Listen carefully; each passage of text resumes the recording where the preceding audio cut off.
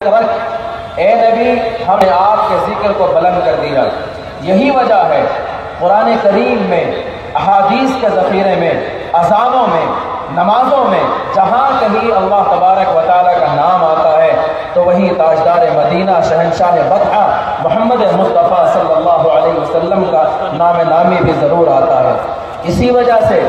آج تک ساری دنیا کے شعراء، ساری دنیا کے فصحاء اور بلغاء، ساری دنیا کے زبان دانی کا دعویٰ کرنے والے لوگ آپ علیہ السلام کی مدح و ستائش، آپ علیہ السلام کی تعریف و توصیف اپنے اپنے الفاظ میں بیان کرتے ہیں، اور بیان کرنے کے بعد کوئی بھی یہ نہیں کہتا کہ ہم نے آپ علیہ السلام کی تعریف و توصیف کا حق ادا کر دیا۔ حضرت حسان ابن ثابت رضی اللہ عنہ آپ علیہ السلام کی تعریف و توصیف بیان کرنے کے بعد یہ کہتے ہیں،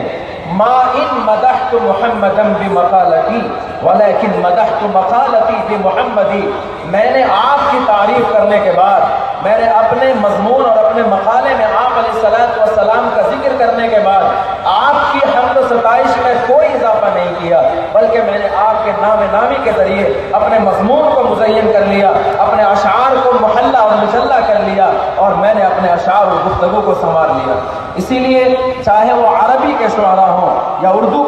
کے شعراء ہوں یا دیگر زبان